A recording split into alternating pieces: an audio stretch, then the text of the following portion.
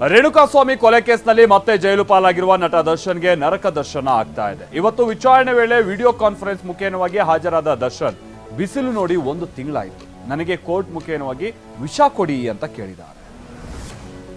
ರೇಣುಕಾಸ್ವಾಮಿ ಕೊಲೆ ಆರೋಪಿ ದರ್ಶನ್ ಪರಪ್ಪನ ಅಗ್ರಹಾರ ಜೈಲಿನಲ್ಲಿ ವಿಲವಿಲ ಅಂತಿದ್ದಾರೆ. ಬಿಸಿಲು ನೋಡಿ 1 ತಿಂಗಳಾಯಿತು, ಕೈಯೆಲ್ಲ ಫಂಗಸ್ ಆಗಿದೆ, ಕೋರ್ಟ್ನಿಂದಲೇ ವಿಷ ನೀಡಬೇಕು ಅಂತ ಆದೇಶ ಮಾಡಿಕೊಡಿ ಅಂತ ಹೇಳಿ ಮನವಿ ಮಾಡಿದ್ದಾರೆ.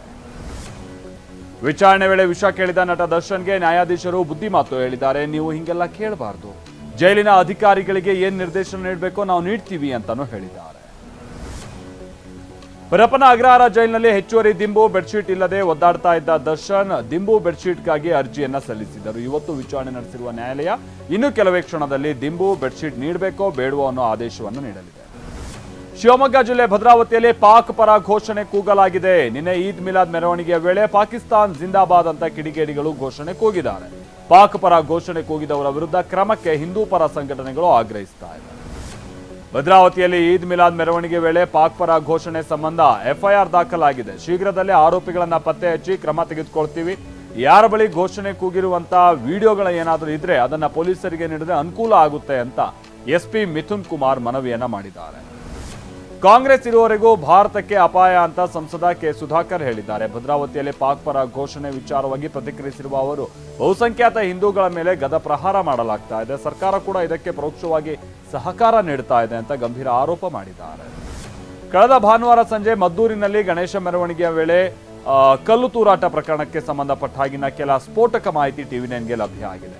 ಕಿಂಗ್ ಪಿನ್ ಯಾರು ಅನ್ನೋದು ಬಯಲಾಗಿದೆ. ಚನ್ನಪಟ್ಟಣ ಮೂಲದ ಇರ್ಫಾನ್ ಗಲಭೆಯ ರೂವಾರಿ ಅನ್ನೋದು ತಿಳಿದು ಬಂದಿದೆ. ಭಾನುವಾರ ರಾತ್ರಿ ಜಾಮಿಯಾ ಮಸೀದಿ ಬಳಿ ಗಣೇಶ ಮೂರ್ತಿ ಮೆರವಣಿಗೆ ಬರುವ ಮುನ್ನವೇ ಕಲ್ಲು ತೂರಾಟದ ಪ್ಲಾನ್ ಅನ್ನ ಮಾಡಲಾಗಿದೆ. ಮೆರವಣಿಗೆ ಮಸೀದಿಯನ್ನ ದಾಟಿ 50 ಮೀಟರ್ ಮುಂದೆ ಹೋದ ಮೇಲೆ ಕಲ್ಲು ತೂರಾಟವನ್ನ ಇರ್ಫಾನ್ ಶುರು ಮಾಡಿದ್ದಾನೆ ಅನ್ನೋದು ಗೊತ್ತಾಗ್ತಾ ಇದೆ. ಇದಕ್ಕೆ 5-6 ಮಂದಿ ಮುಸ್ಲಿಂ ಯುವಕರು ಕೂಡ ಸಾಥ್ ಕೊಟ್ಟಿದ್ರು ಅನ್ನೋದು ತಿಳಿದು. ಮದ್ದೂರಿನಲ್ಲಿ ನಿನ್ನೆ ನಿಷೇಧಾಜ್ಞೆ ನಡುವೆಯೇ ಪ್ರತಿಭಟನೆ ಮಾಡಿದವರ ವಿರುದ್ಧ ಎಫ್ಐಆರ್ ದಾಖಲಾಗಿದೆ. ಪ್ರತಿಭಟನೆಯಲ್ಲಿ ಭಾಗಿಯಾದ 500 ಜನರ ವಿರುದ್ಧ ಪೊಲೀಸರು ಎಫ್ಐಆರ್ ದಾಖಲಿಸಿದ್ದಾರೆ. ಮದ್ದೂರು ಟೌನ್ ಪೊಲೀಸ್ ಠಾಣೆಯಲ್ಲಿ ಪ್ರತ್ಯೇಕ 2 ಎಫ್ಐಆರ್ ದಾಖಲಿಸಲಾಗಿದೆ. ಗಣೇಶ ವಿಸರ್ಜನೆ ಮೆರವಣಿಗೆ ಸಂದರ್ಭದಲ್ಲಿ ಕಲ್ಲು ತೂರಾಟದ ಬಳಿಕ ಮದ್ದೂರು ಪಟ್ಟಣ ಉದ್ವಿಗ್ನಗೊಂಡ ಬಳಿಕ ಸರ್ಕಾರ ಈಗ ಶಾಂತಿ ಸಭೆ ನಡೆಸೋದಕ್ಕೆ ಮುಂದಾಗಿದೆ. ಇವತ್ತು ಮಧ್ಯಾಹ್ನ 3 ಗಂಟೆಗೆ ಸಚಿವ ಚಲುವರಾಯಸ್ವಾಮಿ ನೇತೃತ್ವದಲ್ಲಿ ಸಭೆ ನಡೆಸಲಾಗುತ್ತೆ. ಶಾಂತಿ ಕಾಪಾಡುವಂತೆ ಎರಡೂ ಕೋಮಿನ ಮುಖಂಡರಿಗೆ ಮನವಿ ಮಾಡಲಿದ್ದಾರೆ.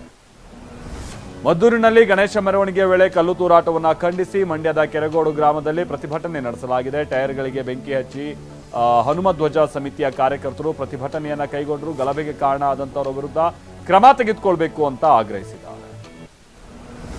ಮದ್ದೂರು ಪಟ್ಟಣದಲ್ಲಿ ಗಣೇಶ ವಿಸರ್ಜನೆ ವೇಳೆ ಕಲ್ಲು ತೂರಾಟದಿಂದ ಘರ್ಷಣೆ ಉಂಟಾಗಿದ್ರೆ ಇದೇ ತಾಲೂಕಿನ ಕೊಪ್ಪದಲ್ಲಿ ಸೌಹಾರ್ದತೆ ಮೆರೆಯಲಾಗಿದೆ. ಕೊಪ್ಪ ಗ್ರಾಮದಲ್ಲಿ ಹಿಂದೂ ಹಾಗೆ ಮುಸಲ್ಮಾನರು ಸೇರಿ ಗಣೇಶ ಪ್ರತಿಷ್ಠಾಪನೆಯನ್ನ ಮಾಡಿದ್ದಾರೆ. ಪರಸ್ಪರ ಸಿಹಿ ಹಂಚಿ ಸಂಭ್ರಮಿಸಿದ್ದಾರೆ. ಸಾಹಿತಿ ಬಾನು ಮುಷ್ತಾಕ್ರಿಂದ ದಸರಾ ಉದ್ಘಾಟನೆ ಖಂಡಿಸಿ ಚಾಮುಂಡಿ ಬೆಟ್ಟಕ್ಕೆ ತೆರಳುತ್ತಾ ಇದ್ದ ಬಿಜೆಪಿ ನಾಯಕರನ್ನ ವಶಕ್ಕೆ ಪಡೆಯಲಾಗಿದೆ. ಬೆಟ್ಟಕ್ಕೆ ತೆರಳೋದಕ್ಕೆ ಬಿಡದ ಪೊಲೀಸರು ಮತ್ತು ಬಿಜೆಪಿ ನಾಯಕರುಗಳ ನಡುವೆ ಮಾತಿನ ಚಕಮಕಿಯೂ ನಡೆದಿದೆ. ಮೈಸೂರಿನಲ್ಲಿ ಹಲವು ಹಿಂದೂ ಕಾರ್ಯಕರ್ತರನ್ನ ಪೊಲೀಸರು ವಶಕ್ಕೆ ಪಡೆದುಕೊಂಡ್ರು. ಕುರುಬಾರಹಳ್ಳಿ ವೃತ್ತದ ಬಳಿ ಟೀ ಅಂಗಡಿ ಮುಂದೆ ಕುಳಿತಿದ್ದ ಹಿಂದೂ ಕಾರ್ಯಕರ್ತರನ್ನು ವಶಕ್ಕೆ ಪಡೆದರು. ಚಾಮರಾಜನಗರದ ಗುಂಡ್ಲುಪೇಟೆ ತಾಲೂಕಿನ ಬೊಮ್ಮಲಾಪುರದಲ್ಲಿ ಅರಣ್ಯ ಇಲಾಖೆ ಸಿಬ್ಬಂದಿಯನ್ನೇ ಗ್ರಾಮಸ್ಥರು ಬೋನಿಗೆ ಹಾಕಿ ಆಕ್ರೋಶ ಹೊರಹಾಕಿದ್ದಾರೆ. ಕಳೆದ 1 ತಿಂಗಳಿಂದ ಹುಲಿ ಚಿರತೆ ಉಪಟಳಕ್ಕೆ ರೈತರು ಬೇಸತ್ತಿದ್ದು ಅರಣ್ಯ ಇಲಾಖಾ ಸಿಬ್ಬಂದಿಯ ವಿರುದ್ಧ ಬೇಸತ್ತು ಅವರನ್ನೇ ಬೋನ್ನಲ್ಲಿ ಕೂಡಿ ಹಾಕಿದ್ದಾರೆ. ಆರ್ಎಸ್ಎಸ್ ಪ್ರಧಾನ ಕಾರ್ಯದರ್ಶಿ ದತ್ತಾತ್ರೇಯ ಹೊಸಬಾಳೆ ಅಧಿಕ ರಕ್ತದೊತ್ತಡ ಕಂಡು ಬಂದ ಹಿನ್ನೆಲೆಯಲ್ಲಿ ರಾಜಸ್ಥಾನದ ಜೋಧ್ಪುರದ ಆಸ್ಪತ್ರೆಯಲ್ಲಿ ವೈದ್ಯಕೀಯ ತಪಾಸಣೆಗೆ ಒಳಗಾದರು.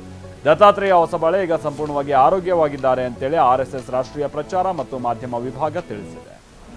ಉಪರಾಷ್ಟ್ರಪತಿ ಚುನಾವಣೆಗೆ ಮತದಾನ ಬಿರುಸಿನಿಂದ ಸಾಗ್ತಾ ಇದೆ. ಪ್ರಧಾನಿ ನರೇಂದ್ರ ಮೋದಿ ಮೊದಲ ವೋಟಿಂಗ್ ಅನ್ನ ಮಾಡಿದ್ದಾರೆ. ಸೋನಿಯಾ ಗಾಂಧಿ, ಪ್ರಿಯಾಂಕಾ ಗಾಂಧಿ, ಮಲ್ಲಿಕಾರ್ಜುನ ಖರ್ಗೆ, ಎಚ್.ಡಿ. ದೇವೇಗೌಡ ಸೇರಿದಂತೆ ಹಲವರು ಈಗ ಆಲ್ರೆಡಿ ತಮ್ಮ ಮತವನ್ನು ಚಲಾಯಿಸಿದ್ದು ಸಂಜೆ 6 ಗಂಟೆಗೆ ಮತ ಎಣಿಕೆ ಕಾರ್ಯ ನಡೆಯಲಿದೆ.